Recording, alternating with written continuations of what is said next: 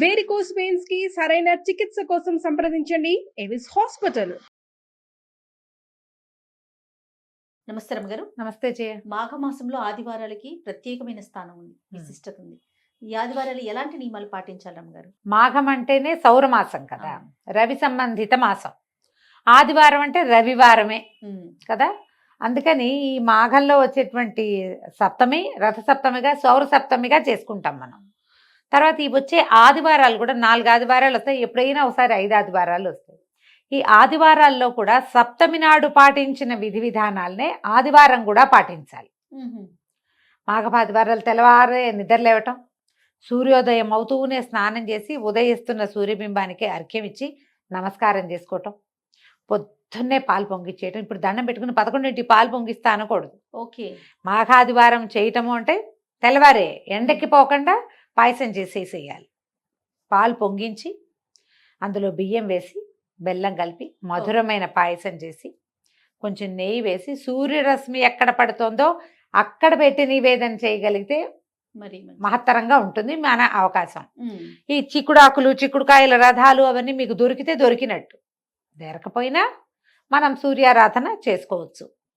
ఆదిత్య హృదయం చదువుకోవటం ఈ రోజున 5 సార్లు, 3 సార్లు కానీ 5 సార్లు కానీ 9 సార్లు కానీ 11 సార్లు కానీ 21 సార్లు కానీ మీ శక్తి అనుసారం ఈ చేసిన పాయసాన్ని సూర్యుడికి నివేదన చేయటం. ఈ సూర్య నివేదన వల్ల సాధారణంగా మనం ఈ దైవాన్ని అర్చిస్తే మనకి ఫలితం లభిస్తుంది అని చెప్పుకుంటాను. ఫలితం కోసం అర్చిస్తారా అని తిరగబాటు వస్తుంటుంది మనకు అప్పుడప్పుడు. కాదు, పోనీ అలా వద్దు, మనం ఈ సమయంలో ఏం చేయాలో అది చేస్తాం. ఆ లెక్కైనా మాఘంలో సూర్యార్చన, ఆదివారాలు ప్రతి ఆదివారము సూర్యుడినే అర్చించాలి.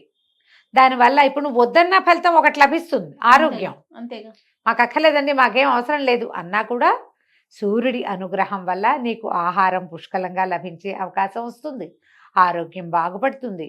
ఈ రవి అనుగ్రహం వల్ల రకరకాల వ్యవహారాలు నువ్వు ఎక్కడెక్కడ ఫెయిల్ అవుతున్నావో అక్కడక్కడ అవన్నీ సక్సెస్ అవుతాయి ఆటోమేటిక్గా. నువ్వు అడిగినా అడగకపోయినా జరిగిపోయేదే.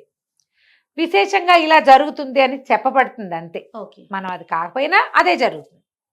కుదిరితే ఎక్కడైనా సూర్య దేవాలయాలు ఉంటే అక్కడ మీరు నమస్కారం చేసుకునే అవకాశం తీసుకోండి. మనకి సమీపంలో కొన్ని దేవాలయాల్లో సూర్యుడి కోసం అని ఒక మందిరం మండపం ఉన్న ఆలయాలు కూడా కొన్ని కనపడతాయి. మనకు సాధారణంగా తెలిసింది ఏమిటి, కోణార్క సూర్య దేవాలయం, అరసవెల్లి సూర్యనారాయణ స్వామి, తర్వాత గొల్లల మామిడాడలో ఉన్న సూర్యనారాయణ స్వామి. ఇంకొకటి చెప్తాను నేను, తిరుచానూరు తిరుపతిలో తిరుచానూరులో అమ్మవారి ఆలయానికి కుడి చేతి వైపు ఇటు ముందుకి ఒక సూర్యనారాయణ స్వామి దేవాలయం ఉంది.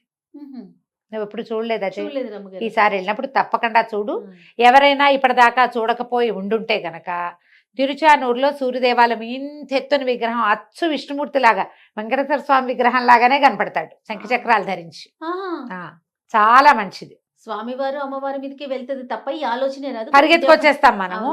మనం ఒక్క పూట కింద కనుక ఆగితే తిరుచానూరుతో పాటు మనం సూర్యనారాయణ స్వామిని చూడవచ్చు. చక్కగా ఉంటాడు స్వామి, సన్నిధి దగ్గరలో నుంచి దర్శనం చేసుకోవచ్చు. ఆ ఎదురుగుండా ఉన్నది పద్మ సరోవరమే కదా జయ. అవునండి, దానికోసం వెలిసున్నాడు అక్కడ సూర్యుడు. ఎంత బాగుంటుందో, తప్పకుండా చాలా చక్కటి దేవాలయం. అవకాశం ఉన్న వాళ్ళు చూడండి. ఇంకా మన చుట్టుపక్కల కూడా కొన్ని దేవాలయాల్లో సూర్యుడి కోసం అని ఒక చిన్న చిన్న సన్నిధులు ఉన్నవి ఉండొచ్చు. చూడండి, ఇవి నేను ప్రఖ్యాతమైన వాటి సంగతి చెప్తున్నా. అయితే ఎక్కడో చోట దేవాలయ దర్శనం చేయటం.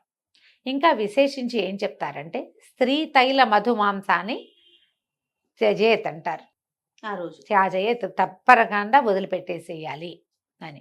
మీరు ఏ ఆదివారం అయినా కూడా బ్రహ్మచర్యము, తైలం తినకూడదు, నూనె పదార్థాలు తినకూడదు, మధువు మాంసము తీసుకోకూడదు. దానికో శ్లోకం, స్త్రీ తైల మధుమాంసాన్ని ఏ త్యజంతి రవేర్దినే అని కింద ఇంకో వాక్యం చెప్తారు. చాలా కాలమై నేను ఆ వాక్యం మర్చిపోయాను. ఎవరైతే దాన్ని వదిలేస్తారో వాళ్ళు రవికి ప్రీతిపాత్రమైన వాళ్ళు అవుతారు. మనకి ఇప్పుడు సండేనే నాన్ వెజిటేరియన్ తినే కాలంగా ఉంది. ఇప్పుడు ఏ కాలం లేదులే, పూర్వకాలంలో ఉండేది. ఇప్పుడు అన్ని రోజుల్లోనూ తినేస్తూనే ఉంటారు. ఈ ప్రత్యేకమైన రోజుల్లో మీరు ఇవి మానేయండి. ఒకవేళ మీరు ఆదివారాలు చేయదలుచుకుంటే కనుక తప్పకుండా బ్రహ్మచర్యం, సాయంకాలం భోజనం చేయకూడదు, ఆ తర్వాత బ్రహ్మచర్యం తీసుకోవాలి తప్పకుండా. తైలంతో వంట చేయొద్దు, నేతితోటి వంట చేసుకోండి, నెయ్యి వేసుకోండి వంటలో. ఏముంది చారులో రసాలు తిరగమాతకి నెయ్యి తిరగమాత పెడతాం, ఏ బీరకాయ బెండకాయ వండుకుంటాం, దానికి మీరు నేతి తిరగమాతే పెట్టుకోవాలి. ఈ ఒకరోజు నేతిలో నూనెలో వేయించిన ఏ పదార్థాలు తినకూడదు. వాడకూడదు. మధువు మాంసము తీసుకోకూడదు. ఉమ్. అవి తినకుండా ఈ 4 రోజులు చేస్తే కనుక 4 ఆదివారాలు చేసుకుంటే ఆరోగ్యం వస్తుంది, ఐశ్వర్యం వస్తుంది, కార్యసాఫల్యం వస్తుంది. ఎక్కడైనా సమస్యలు ఉంటే అవి తీరుతాయి.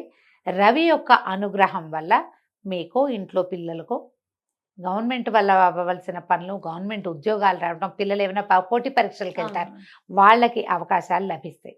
ఏ పిల్లలైతే ఇలా చేయదలుచుకున్నారో పరీక్షలు రాసుకుంటూ ఉంటారు, గవర్నమెంట్ ఎగ్జామ్స్ రాస్తారు కదా, అవి ప్రమోషన్ ఎగ్జామ్స్ రాసేవాళ్ళు, వాళ్ళందరికీ కూడా ఇవి విశేషమైన రోజులు. ఈ పొద్దున్నే సూర్యారాధన చేసుకోవటం, పాయసం నివేదన చేసుకుని ప్రసాద్ స్వీకారం చేయటం, ఈ చెప్పబడిన 4 నియమాలు పాటించటం చేస్తే చాలా మంచిది. 4 ఆదివారాలు ఉన్నాయి. ఎన్ని చేస్తే మంచిది, ఒకటైనా అవన్నీ మీ ఇష్టం. 4 ఆదివారాలు చేస్తే చాలా మంచిది. 4 ఆదివారాలు చేసి ఒక సప్తమి అంటే 5 సార్లు ఈ విధానాన్ని మీరు అవలంబించగలిగితే, విశేషించి మాఘంలో ఉన్న ఈ ఆదివారాలు ప్రత్యేకమైనవి కాబట్టి సుసంపన్నం చేసుకోండి. మనకు అవకాశం ఉన్నప్పుడు ఏముంది, ఈ ఏడాది పోనీ ఒకవేళ చేయలేకపోయామనుకో అదేదో బాధపడద్దు, వచ్చే సంవత్సరం చేసుకుందాం. 4 కాకపోతే ఒకటైనా చేసుకుందామని ఒకసారైనా చేయటం, ఏదో ఒకటి చేయండి, మానేయకుండా. అవునా? వీటితో పాటు ఏదైనా దేవాలయ దర్శనం కుదిరితే అది కూడా చూడండి. ఈ మాఘంలో ఒక్కరోజైనా మనం చెప్పుకున్న ఈ దేవాలయాల్లో ఏదో ఒక దానికైనా సరే వెళ్ళి రావడానికి, ఆ దర్శనం చేయడానికి ప్రయత్నం చేసుకుని చూసుకోండి, చాలా మంచిది.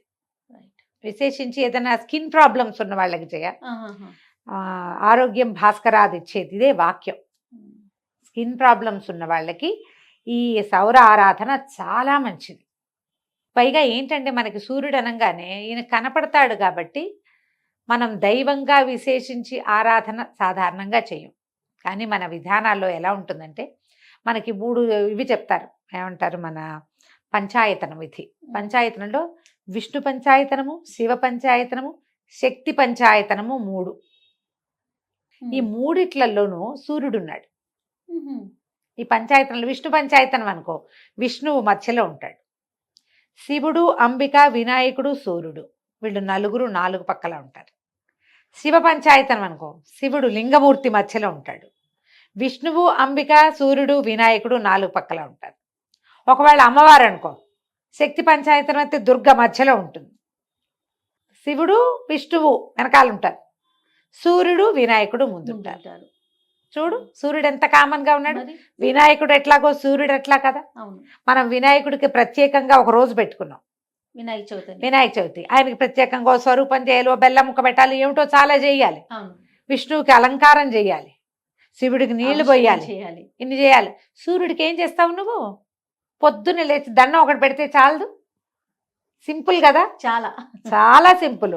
మనం సూర్యుడికి దండం పెడితే విష్ణుమూర్తికి దండం పెట్టినట్టు అంతే. నీకు 2 అధికం ఫలం కదా. ఒకదాంతో సూక్ష్మంలో మోక్షం. ఒక్క సూర్యుడికి దండం పెడితే నువ్వు విష్ణువుకి దండం పెట్టినట్టు.